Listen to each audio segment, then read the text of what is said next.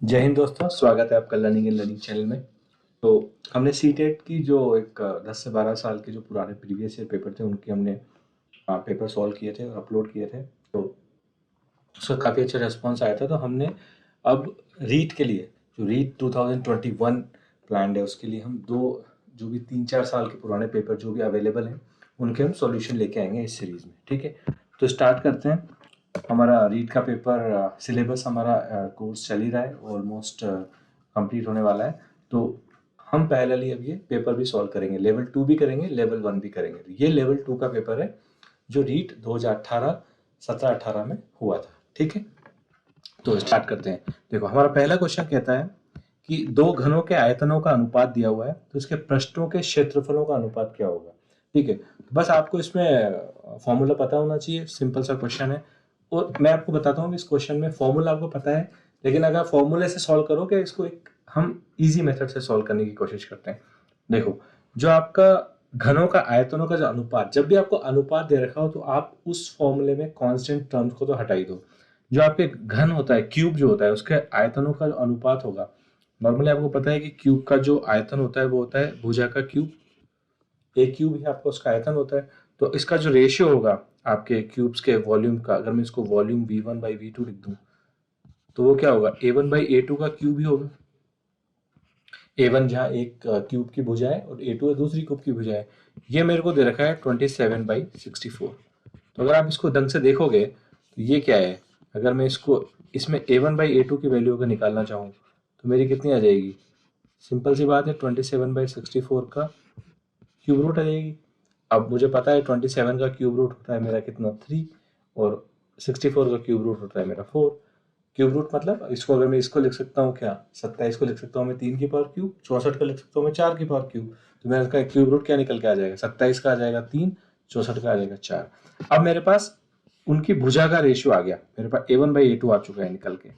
इससे A1/A2 कितना आ गया मेरा, 3/4। ठीक है, हमको रेशियो रेशियो में चलना है क्योंकि हमसे रेशियो ही पूछा है, रेशियो दिया हुआ है, तो हम डायरेक्ट वॉल्यूम निकालने नहीं जाएंगे, हम रेशियो में ही पूरे सवाल को सॉल्व करेंगे।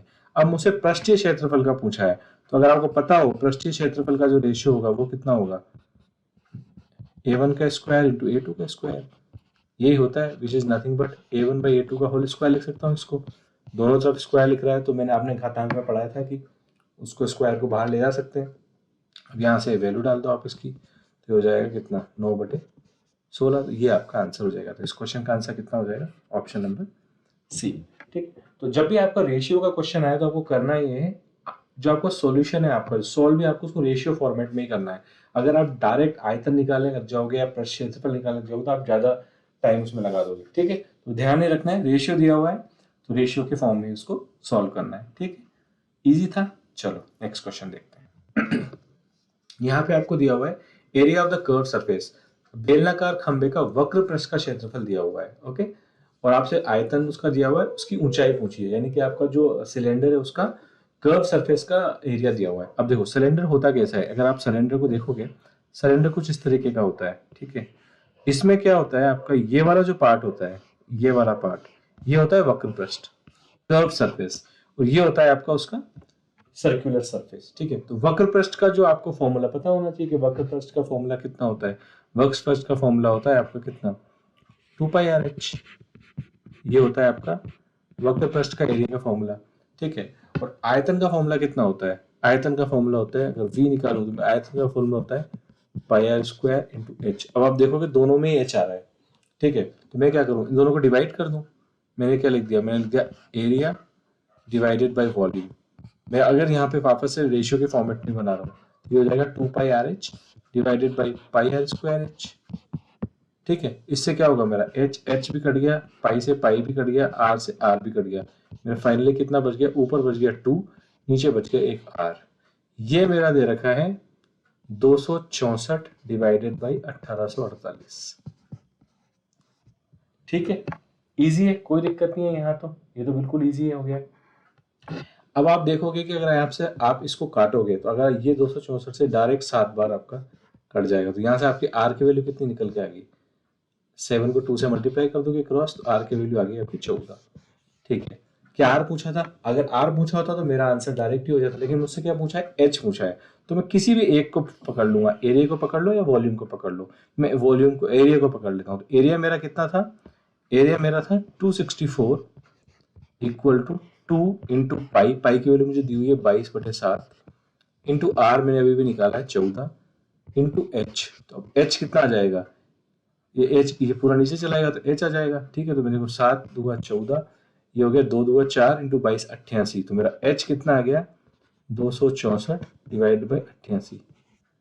बस ये मेरा एच हो गया, जो कि मेरा क्या है? 3 है। इसके आंसर कितना निकल के आएगा? 3, which is nothing but option number B. ठीक है, तो हमेशा आपको, अगर आप देखो इसमें, इस क्वेश्चन में भी अगर आप पहले ए निकालते, यहाँ पे वैल्यू डालते 264, फिर वी में डालते, तो वो तो आप अगेन आपका कैलकुलेशन थोड़ा सा ज़्यादा हो जाता। हो सकता है कि ये वाला जो हमने जिस तरीके से सॉल्व किया, इसमें आप डेफिनेटली 10 से 15 सेकेंड कम लगेंगे आपको। जब भी इस तरीके का क्वेश्चन आता है ना आपके एग्जाम में, कि अगर एरिया दिया हुआ है, वॉल्यूम दिया हुआ है, तो हमेशा आप कैसे न कैसे उसको रेशियो के फॉर्मेट में लाओ।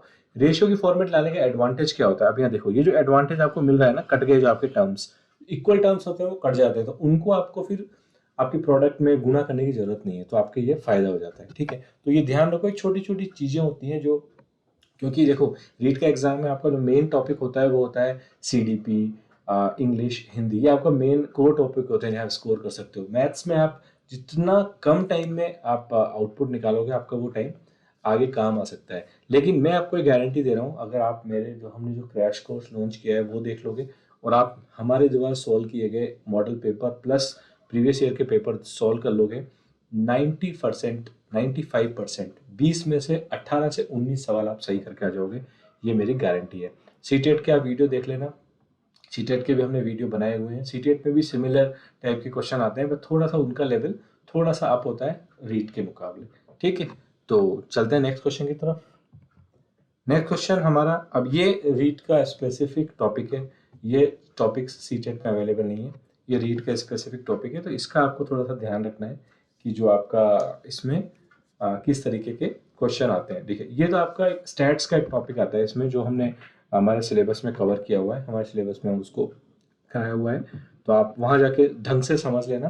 क्वेश्चन हमने वहाँ भी कराए हुए हैं, क्वेश्चन हम मॉडल पेपर में से और प्रीवियस पेपर में से भी कराएंगे। तो ये होता है आपका फ्रीक्वेंसी डिस्ट्रीब्यूशन। ठीक है, बारंबारता सारणी।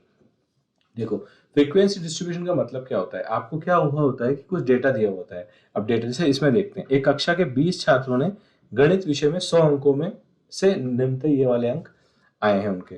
तो आपसे पूछा है कि ये, अब इसमें पूछा है कि आपको ऑप्शन दिए हुए हैं कि इनकी फ्रीक्वेंसी ये दी हुई है। फ्रीक्वेंसी का मतलब होता है कि वो जो रेंज है, वो रेंज कितनी बार रिपीट हुई है। जैसे फॉर एग्जाम्पल हम इसमें 0 to 20 देखते हैं, तो देखो इसमें मैं सर्किल लगाता हूँ, 0 to 20 के बीच में कितने नंबर हैं। यहाँ से मैं चलूंगा तो 1, ठीक है, उसके बाद 2, 3 और 4। तो मेरे 0 से 20 के बीच में 4 नंबर आते हैं। इसका मतलब अगर मैं देख लूँ यहाँ पे मेरे डी ऑप्शन, तो इसका कभी भी नहीं हो सकता, डी ऑप्शन मेरा गलत हो गया। ठीक है, अब मैं देखता हूँ फ्रीक्वेंसी नंबर 20 से 40 के बीच में। देखो 20 से 40 के बीच में यहाँ से स्टार्ट करो, यहाँ से 20 से 40 के बीच में 1, 2, 20 से 40 के बीच में 24, 20 से ज़्यादा है, 36, 40 से कम है, यहाँ आ जाओ, आपका ये 40 से ज़्यादा हो गया, उसके बाद ये आ गया एक 20 से 40 के बीच में, उसके बाद यहाँ आ जाओ, आपका ये आ गया 20 से 40 के बीच में, ये आ गया आपका 20 से 40 के बीच में। ठीक है, कितने नंबर हो गए हमारे? 2, 3, 4, 5 नंबर हो गए 20 से 40 के बीच में। तो यानी कि अगर आपका 20 से 40 के बीच में जहाँ जहाँ 6 है, 5 है, वो चांसेस है सही हो सकता है। तो आपका बी भी जो है ऑप्शन आपका भी इसका सही नहीं हो सकता। ठीक है, आगे बात समझ में।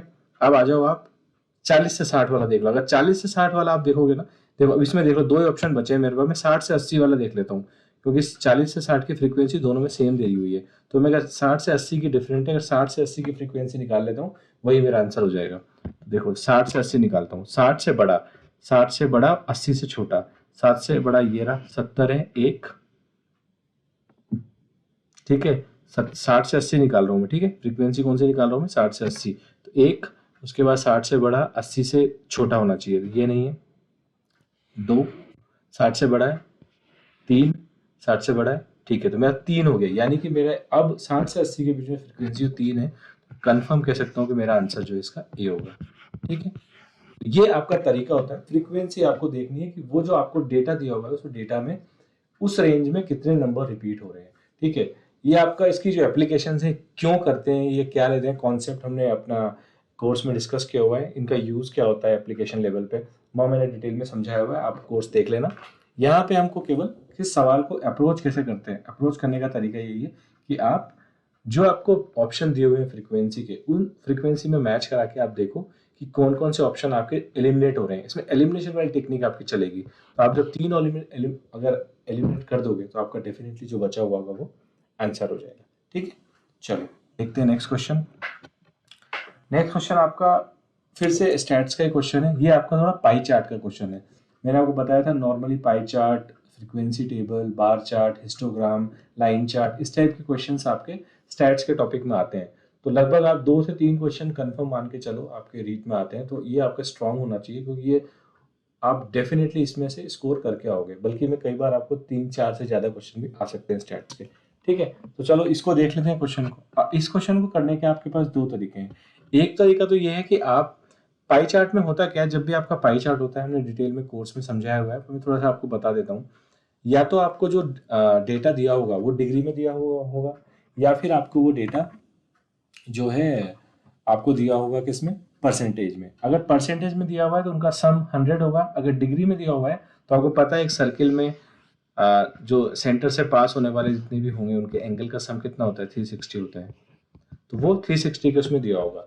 तो आपको इसमें 2 तरीके हैं, या तो आप इसको एक एक नियम से कर लो, या फिर आप इसको जो है रेशियो फॉर्मेट में कर लो। देखो रेशियो फॉर्मेट में कैसे करेंगे, रेशियो फॉर्मेट में करने का तरीका क्या होता है।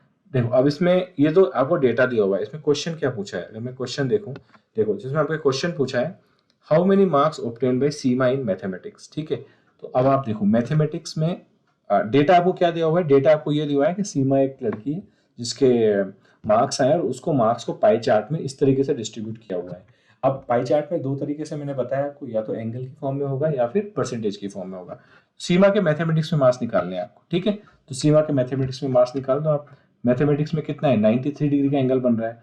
तो मैंने आपको बताया था कि 93, पिछले वाले पेज पे कर लेते हैं। देखो 93 डिवाइड बाई 360, क्योंकि 360 में से बन रहा है 93 एंगल।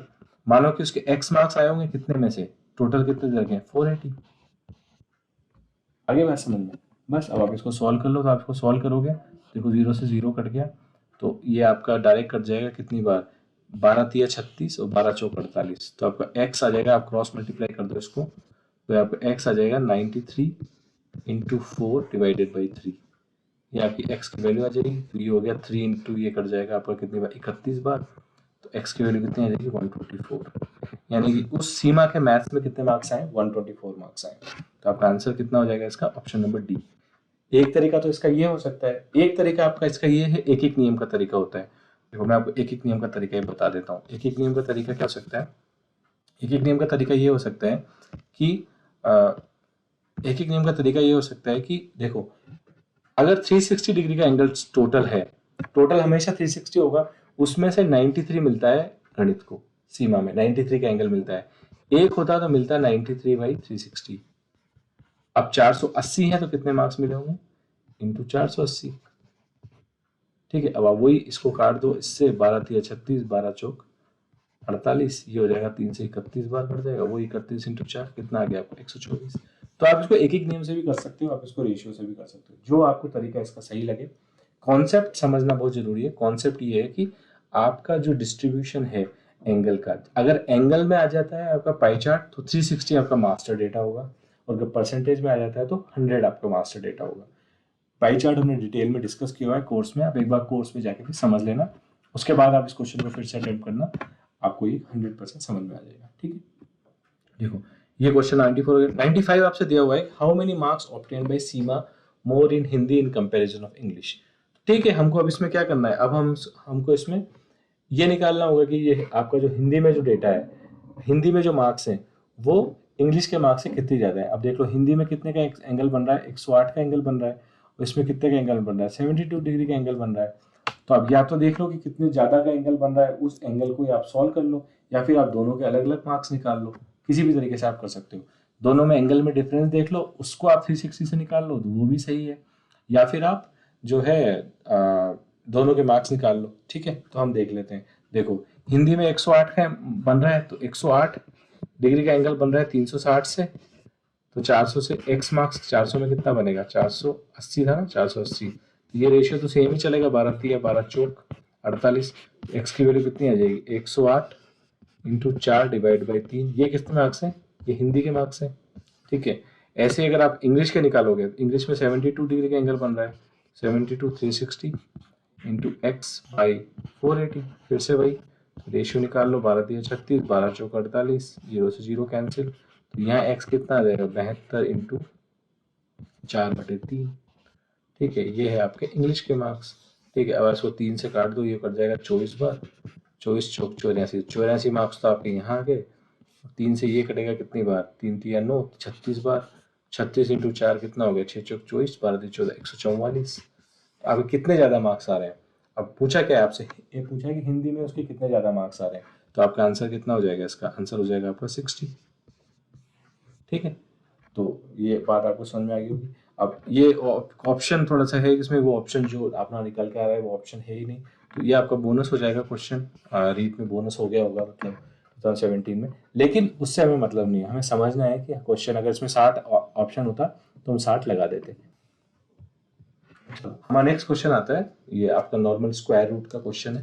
ठीक है, इस टाइप के क्वेश्चन में आपको ध्यान क्या रखना है, मेन चीज होती है ध्यान रखनी है कि आपको जो रूट में जो एक्सप्रेशन दिया हुआ है, जो इसके अंदर रूट के अंदर रूट के अंदर रूट हमेशा इस तरीके से होगा, तो आपको सबसे पहले टारगेट करना है जो सबसे अंदर डीप सबसे लास्ट में जो रूट है उस एक्सप्रेशन को टारगेट करना है। ठीक है, मैंने आपको जब व्यंजक पढ़ाया था, बीजीय व्यंजक, तो उसमें मैंने आपको बताया था कि जो आपका संख्यात्मक व्यंजक होता है, संख्यात्मक व्यंजक का क्वेश्चन है, तो आप देखो इस वाले व्यंजक को ढंग से देखो आप, ये जो है आपका 84 प्लस 18√3।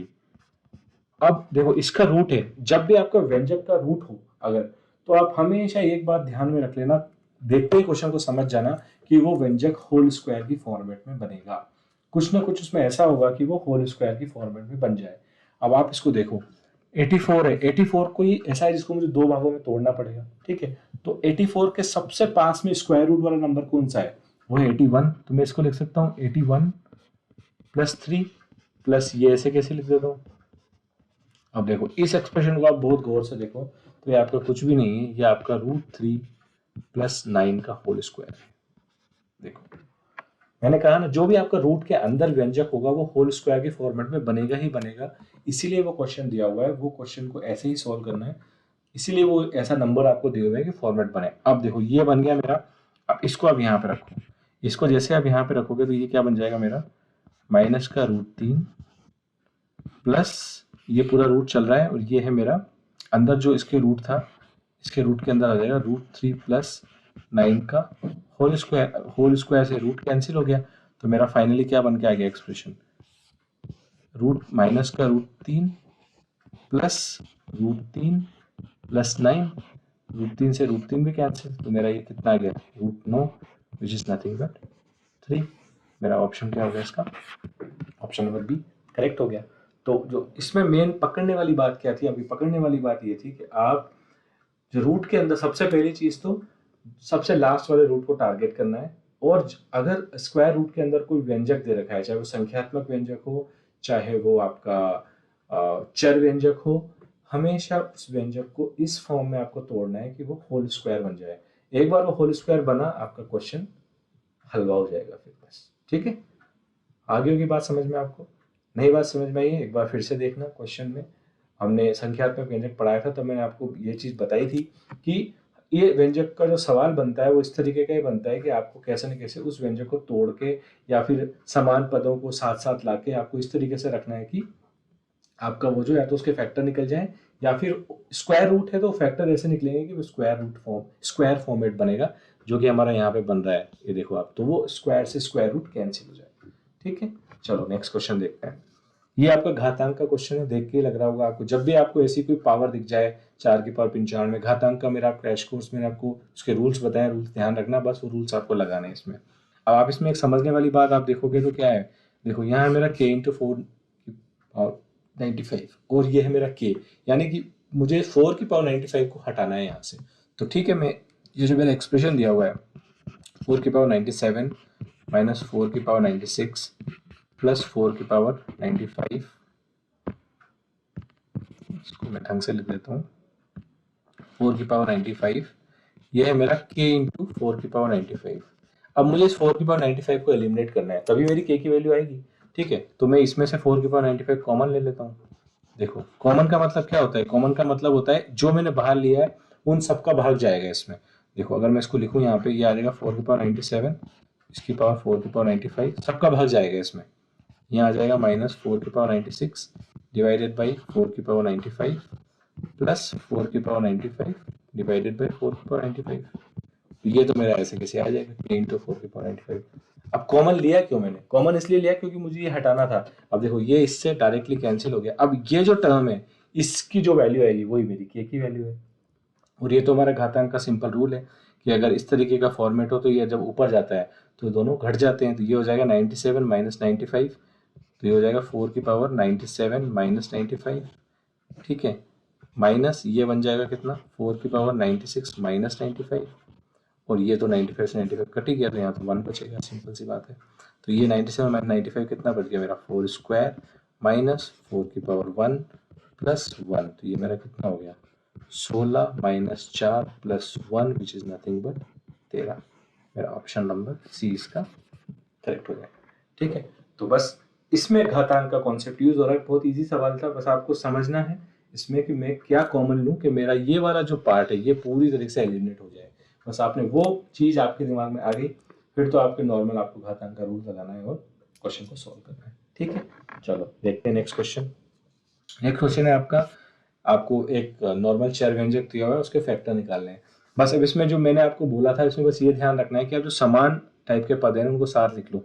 लकीली इसमें सारे पद आपके साथ ही लिखे हुए हैं, पर फिर भी आप चाहो तो इनको एक बार से इस तरीके से लिख सकते हो। देखो 5a स्क्वायर 15 है, साथ साथ लिखे हुए हैं। मुझे लग रहा है इसमें, मेरा ऑप्शन देख के लग रहा है मुझे कि इसमें 5 है तो कॉमन आ जाएगा, तो मैं इस टर्म को तो ऐसे कैसे ही रहने देता हूँ। 5a स्क्वायर प्लस 15 है, इसमें से तो मेरा 5 है कॉमन आएगा तो ये बन जाएगा। इसको मैं ऐसे लिख लेता हूँ 2ab माइनस 6b। ठीक है, देखो ये मैंने इसको क्या किया है, मैंने इसको इस तरीके से लिख लिया। अब देखो इसमें से 5 कॉमन लो आप। कॉमन मैंने अभी आपको बताया था, कॉमन लेने का मतलब जो पार्ट आप कॉमन ले रहे हो उसका भाग जाएगा उन दोनों में। इन दोनों में से ले रहा हूं मैं कॉमन। ठीक है, तो 5 का भाग दूंगा तो यहाँ तो क्या बचेगा मेरा a, और यहाँ कितना बचेगा a प्लस 3। ठीक है, यहाँ पे देखो यहाँ दोनों में से क्या कॉमन आ सकता है, मेरा माइनस 2b कॉमन आ सकता है। माइनस 2b कॉमन, या 2b का भाग दूंगा 2b कट जाएगा, b भी कट जाएगा, a बचेगा, और यहाँ पे माइनस माइनस ये हो जाएगा प्लस, और बी से बी कट जाएगा, 6 में जब 2 का भाग दूंगा 3 आ जाएगा। अब देखो a प्लस 3 भी इसमें कॉमन आ रहा है, मैंने a प्लस 3 भी कॉमन ले लिया, ये बचेगा मेरा 5a माइनस 2b। ये मेरा इसका फैक्टर हो जाएगा। फैक्टर के दो या सरलीकरण के दो, हमने काफ़ी सारे एग्जाम्पल किए थे, डिट्टो ये क्वेश्चन उठ के आ गया। हमने सिमिलर क्वेश्चन ही किया था क्रैश कोर्स में इस टाइप का। तो अब आप ऑप्शन देख लो कौन सा ऑप्शन आपका मैच कर रहा है इससे। तो आपका इसमें ऑप्शन नंबर मैच कर रहा है a plus 3 5a minus 2b which is nothing but आपका ऑप्शन नंबर डी इसका सही आंसर हो जाए। ठीक है, इजी सवाल था। करना क्या है, कॉन्सेप्ट बस सिंपल सा आपको ध्यान रखना है कि जो पद आपके जिस में कॉमन आ रहे हैं उन पदों को आप थोड़ा सा अरेंज कर लो। हमने क्या किया, बस इसमें इस वाली टर्म को अरेंज करके ये लिख दिया, तो ये इजी हो गया बस हमारा वो। अब मुझे समझ में आ गया कि क्या कॉमन आ रहा है। कॉमन जब मैं बोलता हूँ, कॉमन का कॉन्सेप्ट ध्यान रखो। कॉमन आप जब भी कॉमन लेते हो किसी आप चर में से या अचर कांस्टेंट वाले में से, या तो संख्यात्मक व्यंजक हो चाहे वो बीजीय व्यंजक हो, चर व्यंजक हो, लेकिन आपका कॉमन लेने का मतलब यही होता है कि आप उन सारे व्यंजकों के जो पद हैं उसमें उस कॉमन जो ले रहे हो उसका भाग देना है मुझे, बस यही मेरा कॉमन लेना होता है। नेक्स्ट क्वेश्चन देख लेते हैं। फिर से आपका स्क्वायर रूट और इसका क्वेश्चन है, बस धीरे धीरे समझ के सवाल को देखना है। बहुत इजी सवाल है। देखो आपको दिया हुआ है 1/, ये जो एक्सप्रेशन दिया हुआ है इसका क्यूब रूट। अब देखो अब इसको लिख लेता हूँ थोड़ा ढंग से। 8 को क्या लिख सकता हूँ मैं, 2 का क्यूब लिख सकता हूँ, और इसको क्या लिख सकता हूँ 10 का क्यूब लिख सकता हूँ, कोई दिक्कत नहीं है मेरे को इसमें।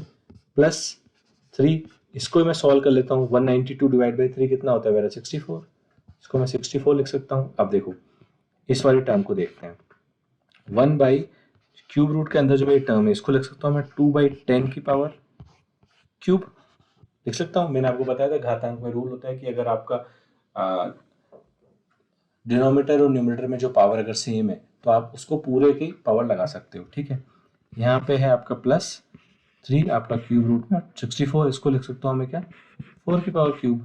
देखो अब क्यूब रूट है तो इससे ये कैंसिल, इस क्यूब रूट से ये कैंसिल, तो ये कितना हो गया मेरा दो, ये हो गया 1 डिवाइडेड बाई 2/10 +4, क्योंकि क्यूब रूट से आपका जो पावर 3 थी उससे क्यूब रूट कट गया, यहाँ भी पावर 3 थी उससे क्यूब रूट कट गया। ये बात आपको समझ में आ गई, क्योंकि मैंने आपको बताया था घातांक जब पढ़ाया था तो मैंने आपको एक चीज़ बताई थी, इसको सॉल्व कर लेते हैं।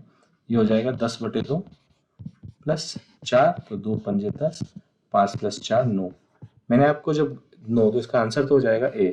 मैंने आपको जब घातांक पढ़ाया था ये वाली चीज़ जो मैंने की है यहाँ पे, ये क्या किया है मैंने, अगर इसको देखोगे तो ये मेरा क्या था 1/2/10 की पावर जो मेरी क्यूब थी, और इसकी पूरी पावर क्या थी मेरी 1/3 थी। ये तो मेरा एक्सप्रेशन था, यहाँ पे क्या था, और यहाँ पे एक्सप्रेशन था मेरा 4 की पावर क्यूब, इसकी पूरी की पावर थी मेरी 1/3, क्योंकि मेरा जो क्यूब रूट है उस पर लगा हुआ था। तो ये मैंने आपको बताया था इसे कि जब आपको दो पावर एक की पावर m की पावर n हो तो दोनों पावर मल्टीप्लाई हो जाती है, तो जब मल्टीप्लाई होंगी तो 3 से 3 कट जाएगा और यहाँ भी 3 से 3 कट जाएगा। ये तो हमने किया है यहाँ पे।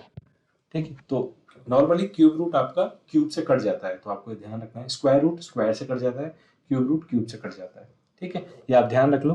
पर घातांक की कॉन्सेप्ट वाइज समझें तो ये उसका कॉन्सेप्ट है, क्यों कटता है, ऐसे कटता है। लेकिन आप इसको समझ लो, लेकिन याद आपको ये रखना है कि क्यूब रूट हमेशा क्यूब से डायरेक्ट कट जाता है, स्क्वायर रूट आपका स्क्वायर से कट जाता है। ठीक है, वहां पे आपको फिर इतना टाइम नहीं लगाना है कि आप उसको घातांक फॉर्मेट में बनाओ और घातांक के रूल लगाओ। कॉन्सेप्ट आपको याद होना चाहिए, लेकिन आपको क्वेश्चन करते वक्त, सवाल करते वक्त आपको ध्यान होना चाहिए कि ये क्यूब रूट एक दूसरे से कट जाता है। ठीक है, तो आंसर इसका हो जाएगा 9। चलो नेक्स्ट क्वेश्चन करते हैं। समीकरण टॉपिक अपन ने पढ़ा था, समीकरण टॉपिक मैंने आपको बहुत सारे क्वेश्चन भी कराए थे, मैंने आपको बताया था। ये एक टिपिकल क्वेश्चन है जो समीकरण में आपका आता है। इसमें आप अगर देखोगे तो आपकी जो दो समीकरण दी हुई है 2x - 3y = 79 और x + 6y = 47। आपको इसमें x - y की वैल्यू निकालनी है। एक्चुअली आपको इसमें x और y दोनों की वैल्यू निकालनी है, उसको इसमें डालोगे तो x - y की वैल्यू आ जाएगी। ठीक है, तो इस टाइप की जो इक्वेशन होती है, देखो दो इक्वेशन है और दो चर पद हैं, तो आप इसको सॉल्व कर सकते हो, इजीली सॉल्व कर सकते हो, कोई इसमें दिक्कत आने वाली नहीं है आपको। ठीक है, तो बस आपको इसमें ये ध्यान रखना है, अब आपको इसमें एक चर पद को, पूरे पद को आपको एलिमिनेट करना है। एलिमिनेट मतलब आप, क्योंकि अगर दो पद हैं तो दो पद को एक इक्वेशन में तो सॉल्व नहीं कर सकते हम। ठीक है, दोनों में ही कर सकते हैं। तो आप इसमें एक चीज देखोगे कि देखो यहाँ पे 3y है, यहाँ पे 6y है, ऊपर 2x है और यहाँ पे नीचे आपका x है। ठीक है, तो मैं इसको क्या करूं, मैं इसको एक चीज कर सकता हूं कि मैं x + cy, तो मेरा ये है, मैं इसको 2 से मल्टीप्लाई कर देता हूँ इस पूरी इक्वेशन को। ठीक है, तो मेरी नई इक्वेशन क्या बन के आ जाएगी, ये आ जाएगी 2 से मल्टीप्लाई कर रहा हूँ, सबको मल्टीप्लाई करूंगा, 2 को जब इससे मल्टीप्लाई करूंगा तो आएगा 4x, माइनस जब 2 को इससे करूंगा तो मल्टीप्लाई आएगा मेरा 6y, और इससे करूंगा तो ये आ जाएगा मेरा 158। ठीक है, अब देखो ये मेरी इक्वेशन नई बन के आ गई। ये मैंने आपको इक्वेशन में बताया था कि इक्वेशन में जो LHS और RHS को हम सेम नंबर से मल्टीप्लाई कर सकते हैं। मैंने आपको एक एग्जांपल भी तौर पे बताया था वहां पे कि 5 बराबर 5 है और आपका 10 बराबर भी 10 है, 15 बराबर भी 15 है। आप उनको किसी ही नंबर से दोनों तरफ मल्टीप्लाई कर रहे हो तो कोई दिक्कत नहीं है, एक तरफ नहीं कर सकते, दोनों तरफ करना पड़ेगा। ठीक है, अब इससे मुझे फायदा क्या मिला, मैं इन दोनों को ऐड कर देता हूँ, इन इक्वेशंस को। ठीक है, अगर मैं इनको ऐड करूंगा तो देखो 6y से 6y कैंसिल हो गया, ये बचा मेरा, ये ऐड किया 4x + 5x, यहाँ आ जाएगा मेरा ये 205। ठीक है, तो इससे मेरे x की वैल्यू कितनी निकल के आ गई 41। ठीक है, x की आ गई। आप इसमें किन्हीं भी इक्वेशन में इसकी वैल्यू डाल दो, तो अगर आप डालोगे तो देखो इसमें डाल देता हूँ मैं, तो ये आ जाएगी मेरी यहाँ से 6y = 47 - x। x क्या है मेरा ये, तो 6y आ जाएगा मेरा 47 - 41 विच इज नथिंग बट 6y = 6। 6 से 6 कैंसिल, y कितना आ गया मेरा 1। अब y भी पता है, x भी पता है, तो मेरे को निकालना क्या था, निकालना था मेरे को x - y which is nothing but 41 - 1 which is nothing but 40। तो मेरा आंसर कितना हो जाएगा इसका? मेरा आंसर हो जाएगा 40। तो मेरा ऑप्शन हो जाएगा ऑप्शन नंबर ए इसका करेक्ट आंसर हो जाएगा। ठीक है, तो इक्वेशन समीकरण के सवाल में ये टिपिकल सवाल आता है। मैंने जो पुराने 3-4 साल के पेपर देखे उसमें तरीका यही है, आप किसी एक पद को पकड़ लो, x को पकड़ लो या y को पकड़ लो, और उनको आप उनका सेम पद बना लो। जैसे यहाँ पे माइनस था तो मैंने इसको इस y को पकड़ लिया, यहाँ पे दोनों को सेम पद बना लिया, 6y दोनों को जोड़ दिया तो मेरा 6y से 6y कट गया, तो मेरी x की वैल्यू निकल के आ गई। x की वैल्यू डाली इक्वेशन नंबर 1 में तो y की वैल्यू निकल के आ गई। ठीक है, बस पहली स्टेप इंपॉर्टेंट है, दूसरी तो फिर आपको पता ही है, अगर आपको एक वैल्यू मिल गई तो दूसरे में डालोगे तो दूसरी आ जाएगी। ठीक है, ये वाली स्टेप इसकी जो इंपॉर्टेंट स्टेप है कि मैं किससे मल्टीप्लाई करूं, तो ऐसे किसी नंबर से मल्टीप्लाई करोगे दोनों में जो उसका एक कोई भी चर पद है वो समान हो जाए। कई बार हो सकता है आपको दोनों को मल्टीप्लाई करना पड़ सकता है, इसमें तो एक ही को इक्वेशन 1 को ही मल्टीप्लाई करने से आपका पद समान आ गया, लेकिन हो सकता है कई सवाल हम देखेंगे कि उसमें आपको दोनों को ही किसी नंबर से मल्टीप्लाई करना पड़ सकता है। कर सकते हैं, कोई दिक्कत नहीं, एज लॉन्ग एज अगर आप RHS और LHS दोनों को मल्टीप्लाई कर रहे हो तो कोई दिक्कत नहीं है, आप किसी भी नंबर से मल्टीप्लाई कर सकते हो, पर वो किसी भी नंबर ऐसा नंबर होना चाहिए जो आपका पद जो है, जो चर पद है, आपका जो वेरिएबल टर्म है वो एलिमिनेट होनी चाहिए। तो मैंने यहाँ पे 2 क्यों चूज किया, क्योंकि मुझे नीचे 6y ऑलरेडी था। जब मैं 6y को इसको 2 से मल्टीप्लाई करता हूँ तो दोनों तरफ मुझे 6y आ जाता है, तो मैं उनको जोड़ते हैं मेरा 6y एलिमिनेट हो जाएगा। ठीक है, चलो नेक्स्ट क्वेश्चन देख लेते हैं। नेक्स्ट क्वेश्चन आपको दिया हुआ है, ये इक्वल टू है, पर इसको तो आप, ये तो नॉर्मल व्यंजक का क्वेश्चन है, आप इसको खोल दो। 3x + 5 का होल स्क्वायर, अपने सर समीकरण में पढ़ा था a + b का होल स्क्वायर क्या होता है, a² + b² + 2ab, उसी फॉर्मूले से इसको खोल दो। तो ये बन जाएगा मेरा क्या है, 3x + 5 का होल स्क्वायर माइनस 60x, ये मेरा दिया हुआ है। ठीक है, मैं इसको खोल देता हूँ, ये हो जाएगा मेरा 9x² a² + b² यानी कि 25 + 2ab + 2 × 3x × 5x यानी कि 30x। ठीक है, 30x, ये तो मेरा था ही सही यहाँ पे 60x। तो मेरा फाइनली कितना आ गया, 9x² + 25 माइनस 60 में से 30 गया तो 30x। इसको मैं जमा के लिख लेता हूँ, ये हो जाएगा मेरा 9x² - 30x + 25। अगर आप इसको गौर से देखोगे तो आपका फिर से एक सर्व समीकरण बन रही है। यहाँ पे जब भी आपको मैंने कहा था कि कांस्टेंट की टर्म में अगर आपका स्क्वायर रूट वाला ऐसा नंबर आ जाए, तो होल स्क्वायर है किसी नंबर का, तो आपकी डायरेक्ट सर्व समीकरण बन जाएगी। तो ये सर्व समीकरण किसकी बन रही है, अगर आप इसको देखोगे तो ये 3x - 5 का होल स्क्वायर जो है आपका वो यही है। ठीक है, तो आप देख लो, इसका आंसर हो जाएगा आपका ऑप्शन नंबर बी। इजी है, सर्व समीकरण प्लस व्यंजक का कॉन्सेप्ट इसमें यूज हो रहा है। तो आप अगर उसको, मेरा आप क्रैश कोर्स देखना, हमारा क्रैश कोर्स में मैंने आपको समझाया हुआ है कि कब आप सर्व समीकरण का यूज करो, कब आप फैक्टर्स का यूज करो। तो इसमें जब भी आपका यहाँ पे ये जो नंबर है, ये नंबर आपका जब भी होल स्क्वायर की फॉर्म में आ रहा है, 25, 36, 49, 81, तब आप हमेशा सर्व समीकरण पे ध्यान दो। नहीं है तो फिर आप हमारा जो फैक्टर वाला मेथड था उस पर जाके इसके फैक्टर निकाल लो। ठीक है, चलो देखते हैं next question. What percentage of 80 is 80। ये थोड़ा सा जो है ट्रिकी क्वेश्चन है। नॉर्मली क्या है कि इसमें हिंदी में आप पढ़ोगे 80 का कितना प्रतिशत 80 है। मैंने आपको बताया था कि अगर आपसे ये पूछे कि 80 का कितना, और कितना इसमें इंपॉर्टेंट है, माना कि वो x है, तो मैंने आपको बताया था कि किसी भी नंबर का 80 का x% निकालना है तो इससे मल्टीप्लाई कर देते हैं उसको x/100 से। ठीक है, 80 का कितना प्रतिशत 80 है, तो 80 का x% 80 है, माना कि 80 का x% 80 है, तो 80 × x/100 = 80 हो जाएगा मेरा। यही तो पूछा है मुझसे कि 80 का कितना प्रतिशत 80 है, तो 80 का माना कि x% 80 है, तो 80 का x% 80 है। बस अब इसको आप सॉल्व कर लो x के लिए, तो 0 से 0 कट गया, x की वैल्यू आ गई आपकी कितनी, 80 × 10 / 8 which is nothing but 10, which is nothing but 100%। तो आपका इसका ऑप्शन क्या हो जाएगा, ऑप्शन नंबर डी।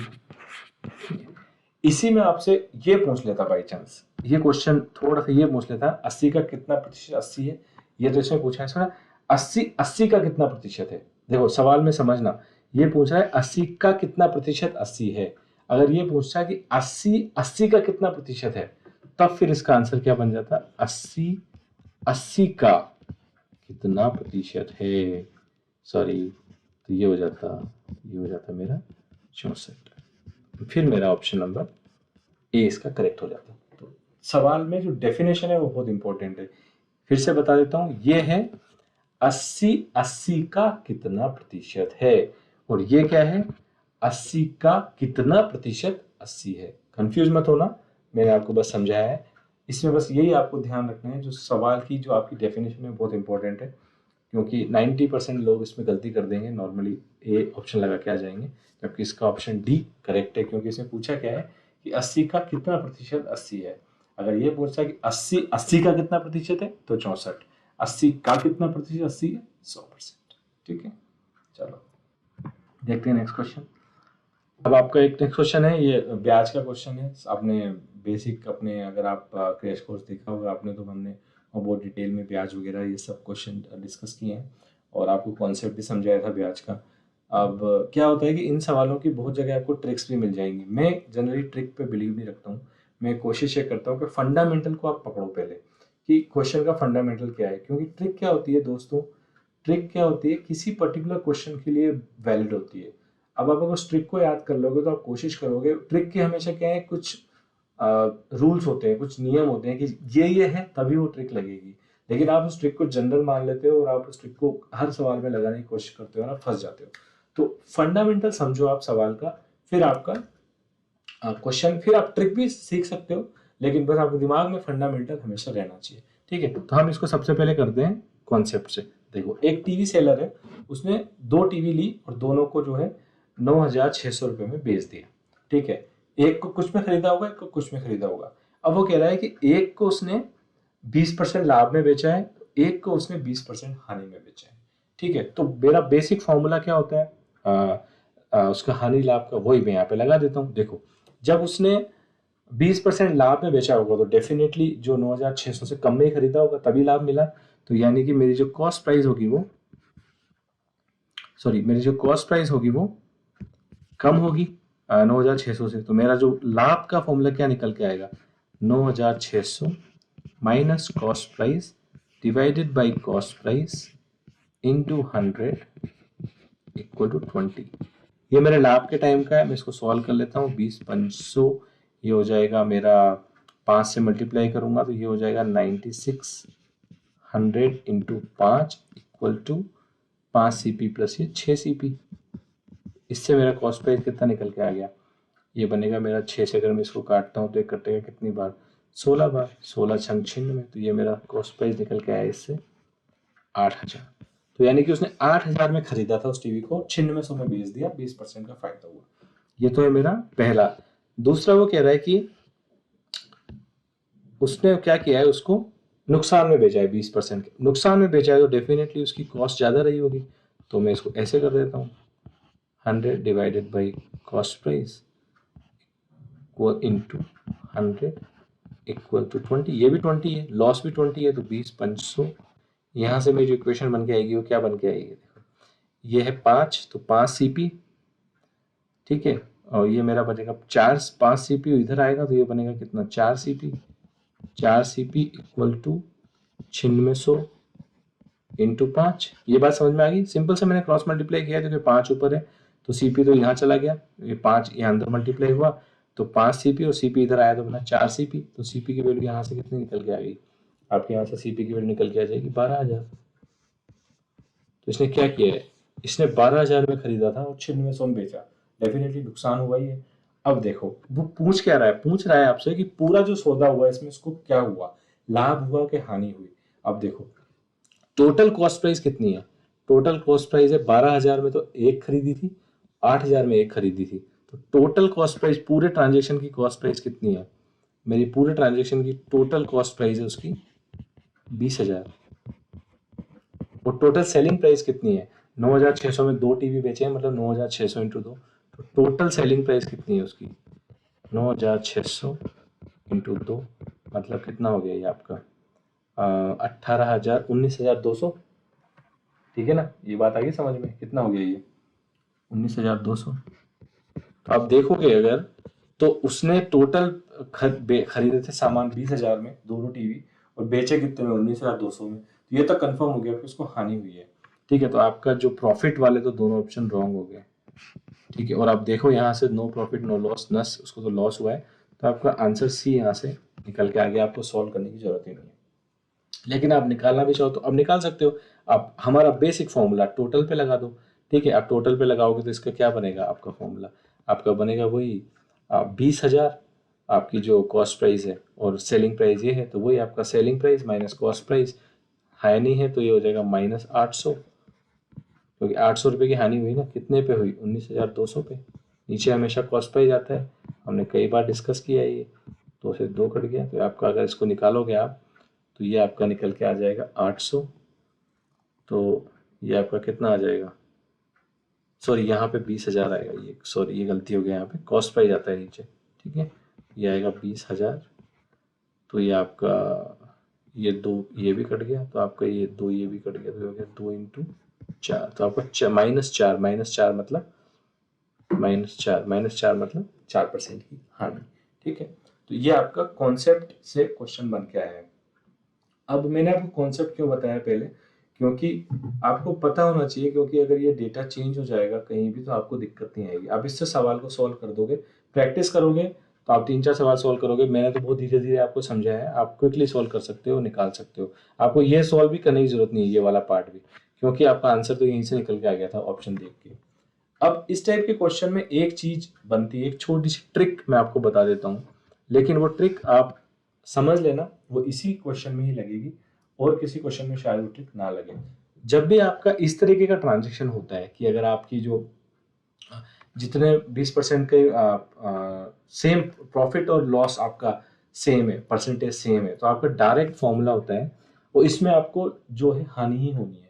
अगर आप सेम दो आपने सेलिंग प्राइस आपकी दोनों ऑब्जेक्ट की सेम है, और सेम प्रॉफिट और लॉस आपको हुआ है उसमें, तो आपको इसमें हानि ही होनी है। तो ये बात कंफर्म होगी। निकालने का तरीका क्या होता है इसका, जो भी आपको ट्रांजेक्शन में प्रॉफिट हो रहा है -20 × 20, यानी कि डिवाइडेड बाई 100,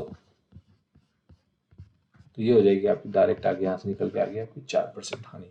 तो आपका ये 1 सेकेंड में क्वेश्चन सॉल्व हो जाएगा। तो इसका जनरल फॉर्मूला क्या हो जाएगा, जनरल फॉर्मूला हो जाएगा कि अगर आपको इस टाइप के क्वेश्चन में x% की हानि और x% का प्रॉफिट और x% की हानि हो रही है सेम ट्रांजेक्शन में, तो आपका जो हानि होगी उसका फॉर्मूला हो जाएगा /100, मतलब x²/100, जहाँ पे x क्या है, परसेंटेज प्रॉफिट एंड लॉस। ठीक है, ये आपको बस ध्यान रखना है। x²/100 आपका फॉर्मूला हो जाएगा, इससे आप डायरेक्ट निकाल सकते हो। लेकिन यहाँ पे फिर से लगा देता हूँ, इस कॉन्सेप्ट को आप ध्यान रखना हमेशा। अगर नंबर चेंज हो जाता है, सेम ट्रांजेक्शन नहीं होता है, तो आपका फिर से यही फॉर्मूला वापस से वैलिड हो जाएगा, यही लॉजिक वैलिड हो जाएगा, वो फॉर्मूला शायद आपको वैलिड ना रहे। ठीक है, मैंने आपको दोनों तरफ से बता दिया। क्वेश्चन देखना, आप मेरी प्रेफरेंस रहेगी हमेशा आप इस वाले मेथड पे जाओ। 10 सेकंड ज़्यादा लगेंगे, लेकिन आप कभी भी गलती नहीं करोगे इसमें। वहाँ पे क्या है कि आप टाइम बचाने के चक्कर में अगर ट्रिक आपके दिमाग में रह गई, तो आप कोई भी क्वेश्चन होगा यही वाली ट्रिक लगाने की कोशिश करोगे, और चांसेस आपके बढ़ जाएंगे कि आपके वो क्वेश्चन गलत हो जाए। ठीक है, चलो देखते हैं नेक्स्ट क्वेश्चन। आपका नेक्स्ट क्वेश्चन कहता है कि एक क्षेत्र में एक लक्ष्य को 6 मजदूर 16 दिन में पूरा करते हैं। लक्ष्य कुछ भी लक्ष्य हो सकता है, सोचो कि वो 10 डब्बे बना रहे हैं, ये मान लो ये लक्ष्य है, तो आपका 10 डब्बे बनाते हैं कितने में, 6 मजदूर आपके 16 दिन में बनाते हैं। ठीक है, 10 डब्बे, और वो बोला यही लक्ष्य 4 दिन में पूरा करना हो तो कितने मजदूर चाहिए। डेफिनेटली 16 से ज़्यादा ही चाहिए, क्योंकि मजदूर कम हो गए तो अब टाइम ज़्यादा लगेगा। अब इतनी जल्दी तो नहीं बना सकते ना, तो टाइम तो ज़्यादा लगेगा। तो आपका इसका क्या हो जाएगा, आपका इसका रेशियो वाले फॉर्मेट में आप करो तो इस टाइप के क्वेश्चन जो आपके आते हैं ना, कि आपका जो एक मजदूर 4 दिन में दीवार बनाते हैं, इस टाइप के क्वेश्चन 2 तरीके से होते हैं। एक तो आपका एक नियम से हो सकता है ये क्वेश्चन, एक आपका ये हो सकता है डायरेक्ट रेशियो फॉर्मेट से। तो मैं आपको बता देता हूँ, यहाँ पे 6 मजदूर 16 दिन में काम करते हैं, तो 6 मजदूर टोटल काम कितना कर रहे हैं, 16। उतना ही लक्ष्य, एक ही लक्ष्य को पूरा कर रहे हैं ना, तो 10 डब्बे बनाते हैं इतने टाइम में। तो अगर 4 दिन में पूरा करना आता है, वही लक्ष्य आपको पड़ेगा अगर x दिन में करेगा, तो आपका इससे आप देखो x निकल के कितना आ जाएगा, 6 इंटू 16 डिवाइडेड बाई 4, 4 चौक 16, तो यानी कि आपका जो 24 दिन लगेंगे आपके अगर 4 मजदूर आपके काम पे लगे तो। ठीक है, तो इसका आंसर क्या हो जाएगा? ऑप्शन नंबर सी आपका इसका करेक्ट हो जाएगा। तो इस टाइप के क्वेश्चन में आपको बस ये ध्यान रखना है कि आपको लक्ष्य जो भी है काम फिक्स कर लो कि आपको सोचो 10 डब्बे बनाने हैं, तो 10 डब्बे आपके 6 मजदूर 16 दिन में पूरे करते हैं, तो 10 ही डब्बे बनाने के लिए आपको 4 दिन में तो कितने मजदूर चाहिए? तो आपका तरीका क्या है? टोटल काम 6 इंटू 16, जब अगर 6 मजदूर थे तो वही टोटल काम इधर होना चाहिए, दोनों तरफ से जो आपका लक्ष्य है वो बराबर है, 10-10 डब्बे बन रहे हैं, तो आप इससे उसको निकाल सकते हो। ठीक है, आगे बात समझ में? चलो नेक्स्ट क्वेश्चन देखते हैं। आपसे पूछा है simple interest is 614 in 5 years, the rate of this, what will be the principal amount.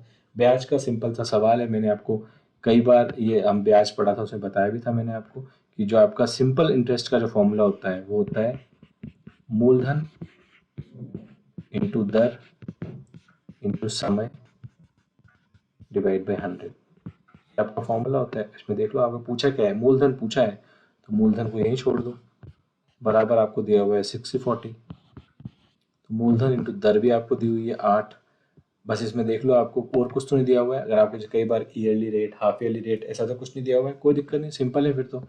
समय 5 डिवाइडेड बाई 100, तो आपका मूलधन कितना निकल के आ जाएगा? अगर 5 से इसको मैं 20 बार काट देता हूँ, 2 से मैं इसको 10 बार काट देता हूँ, 2 से मैं इसको 4 बार काट देता हूँ, ठीक है, तो मेरा मूलधन इससे निकल के आ जाएगा 640 इंटू 10 डिवाइडेड बाई 4,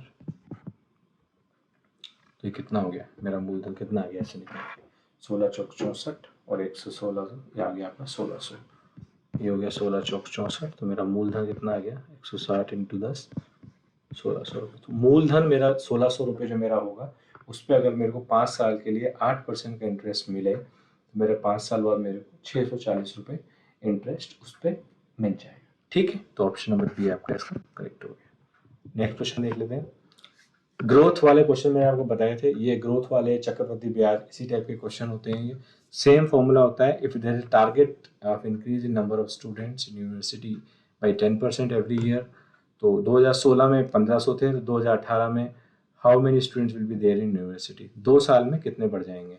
तो वही आपका लगा दो, चक्रवृद्धि ब्याज आप लगाओ, नॉर्मली आपका जो भी चक्रवृद्धि ब्याज हुआ, ग्रोथ हुआ, इसमें वही सेम फॉर्मूला लगता है। 1500 थे, 1 प्लस 10/100, ठीक है, 10% आपकी वो है, डिवाइडेड आपका 2 साल, तो 2 साल लगा दो यहाँ पे। ठीक है, तो ये कितना हो जाएगा आपका? इसको अगर आपने काट दिया तो ये हो जाएगा 1500 इंटू 10 प्लस एलसीएम ले लोगे तो ये हो जाएगा कितना?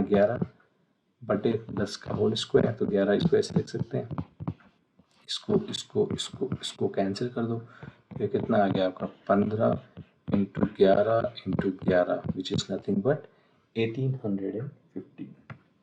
ठीक है, तो ये हो जाएगा आपका 1815। तो 2 साल में जो आपकी ग्रोथ होगी वो कितनी हो जाएगी? 2018 में आपके पास 1815 बच्चे उस यूनिवर्सिटी में हो जाएंगे। तो ये इजी क्वेश्चन होते हैं, ये क्वेश्चन आपको ध्यान में रखने।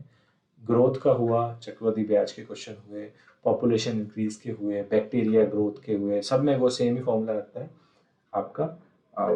मैंने आपको चक्रवृद्धि ब्याज में ग्रोथ में पढ़ाया हुआ, आप जाके एक बार कोर्स देख लेना, वही फॉर्मूला होता है आपका, जो आपका वैल्यू दी हुई है 1 plus rate divided whole power आपके नंबर ऑफ ईयर्स। ठीक है, चलो नेक्स्ट क्वेश्चन देखते हैं।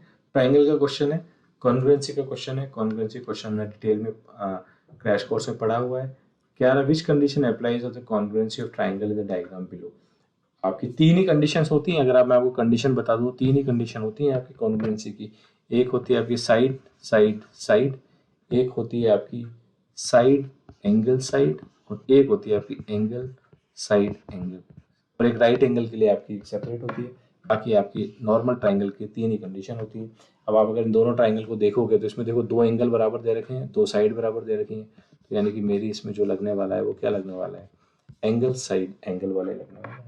ठीक है, तो आप देख लो इसमें से कौन सा दे रखा है, ऑप्शन नंबर डी इसका करेक्ट हो जाएगा, क्योंकि मेरा जो एंगल साइड एंगल ही लग रहा है, एंगल साइड एंगल लगेगा, तो आप देख लो ये वाला जो ट्राइंगल है, अगर इस ट्राइंगल को मैं सी को उठा के बी पे ले लूँ तो मेरा ट्राइंगल एग्जैक्टली जो है आपका उसके अपोजिट आ जाएगा। ठीक है, तो ये मेरा एंगल साइड एंगल इसमें लग के कॉन्ग्रुएंट हो जाएगा। कैसे कॉन्ग्रुएंट होगा, अगर आप इसको ढंग से बना लो, ओवरलैप की फॉर्म में इसको बनाऊँ अगर मैं, कौन कौन से ट्राइंगल्स में ओवरलैप होंगे, देखो ये है एंगल बी, ये है आपका ए, और ये आपका बना लेता हूँ मैं ई, ठीक है। और एक और आपका ट्राइंगल है यहाँ पे, ये तो कॉमन पॉइंट है, यहाँ से मैंने इसको ब्रेक कर दिया, ठीक है। और आपका जो सी एंगल हो जाएगा ये, और ये हो जाएगा आपका डी, ठीक है। तो ये एंगल हो गया आपका, ये वाला एंगल हो गया आपका, और आपकी साइड कौन सी सेम हो गई इसमें, ई बी, और यहाँ हो जाएगी आपकी ई सी, तो ये वाली साइड आपकी इसमें सेम हो गई। तो ये जो ट्राइंगल है, ट्राइंगल ई बी ए कॉन्ग्रुएंट है किसके, ई सी डी के, ठीक है। हम इसको ऐसे काउंट कर रहे हैं। मैंने आपको बताया था कॉन्ग्रुएंसी में कि आपको उसको किस साइकिल पे आप उसको काउंट कर रहे हो, किस साइकिल से आप उसको ट्राइंगल को रीड कर रहे हो, वही उसकी कॉन्ग्रुएंसी का डिसाइड करता है, ठीक है। तो ठीक है, ये तो पूछा तो केवल इसमें यही था, लेकिन मैंने आपको समझा दिया कॉन्ग्रुएंसी कैसे निकल के आ रही दोनों ट्राइंगल की, ठीक है। चलो और देखते हैं नेक्स्ट क्वेश्चन।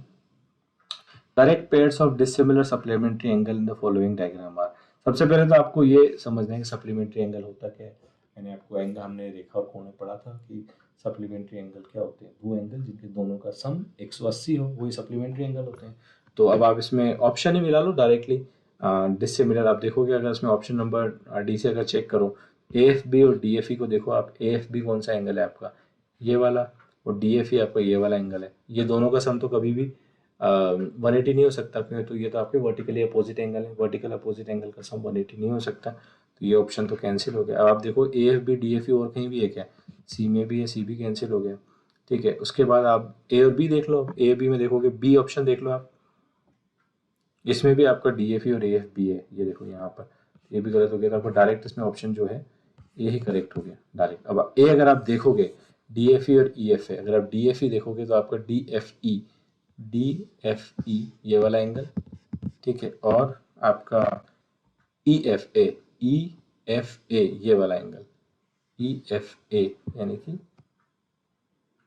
ये वाला एंगल, तो ये तो आपका 180 हो रहा है इन दोनों का सम, तो ठीक है।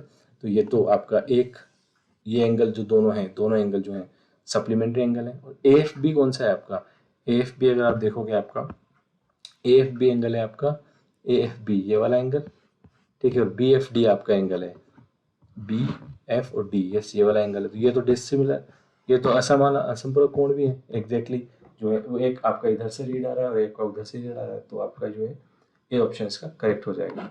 तो आपका असमान संपूरक कोण जो है आपके वो ये हो जाएंगे, एक ही उससे एक डायरेक्शन से आपका इस वाले डायरेक्शन से आ रहा है, एक वाले उस डायरेक्शन से आ रहा है, तो आपका जो दोनों है वो डिसिमिलर सप्लीमेंट्री एंगल है, दोनों सप्लीमेंट्री एंगल है, लेकिन ये पेयर है वो डिसिमिलर है। ये दोनों जो है आपके डिसिमिलर का पेयर बन के निकल के आते हैं, ठीक है।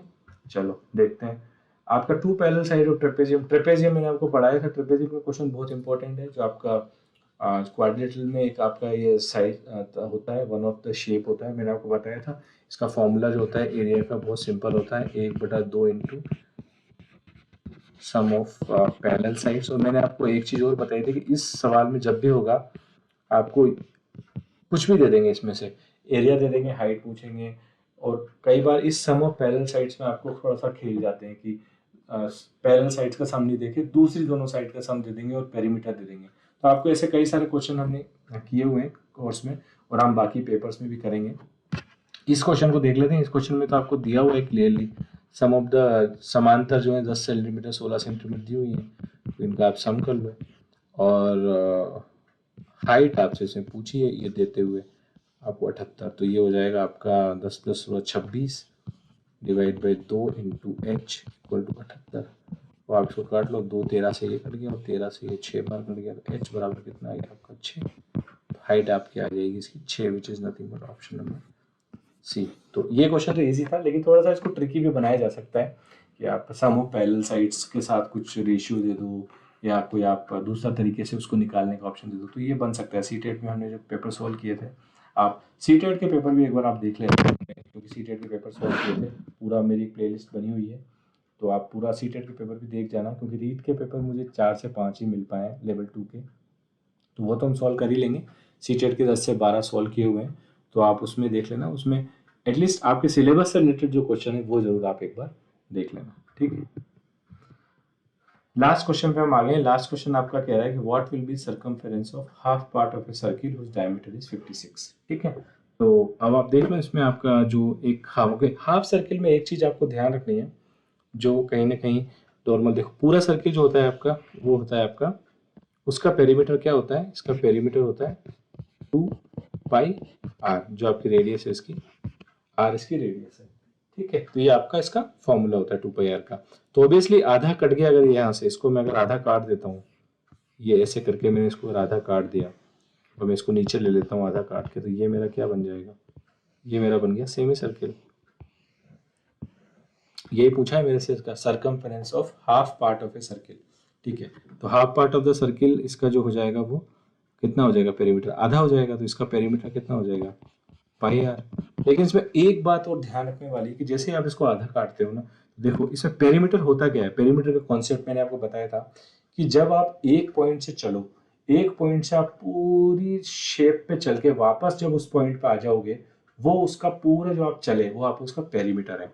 देखो आप इसमें अगर सोचो कि यहाँ से आपने चलना चालू किया, आप चले चले यहाँ से चले और आपने ये पूरा यहाँ से गए, ये तो पाई आर हो गया, लेकिन आप पहुंचे नहीं अभी तक पॉइंट पे, तो आपको वापस इधर आना होगा पॉइंट पे, तब आप पहुंचे। तो देखो आप ये तो चले पाई आर, ये कितना चले, ये क्या है, डायमीटर है, तो इसमें आपका एक 2r भी ऐड हो जाएगा, वो भी आपका पेरीमीटर का एक पार्ट है। अब आप इसको सॉल्व कर लो, तो आपको r कितना दिया हुआ है, आपको इस क्वेश्चन में r दिया हुआ है 28, डायमीटर दिया हुआ है ना, तो आपका इसका कितना हो जाएगा, p equal to 22/7 into 28 plus 2 into 28, तो आपका ये बन के आ जाएगा आपका 7 चौक 28, तो ये 22 चौक 88 प्लस 56, तो 8 14 144। तो आपका इसका पेरीमीटर जो होगा इस हाफ पार्ट ऑफ सर्किल का वो 144 होगा। लेकिन अब आप इसमें देखोगे तो ऑप्शन 144 नहीं है, तो अब आप सोचोगे कि सर ये तो बोनस होना चाहिए क्वेश्चन। मैंने आपको बोनस क्वेश्चन के लिए एक ऑप्शन बताया था कि आप उसमें कुछ ना कुछ ऑप्शन जरूर लगाना।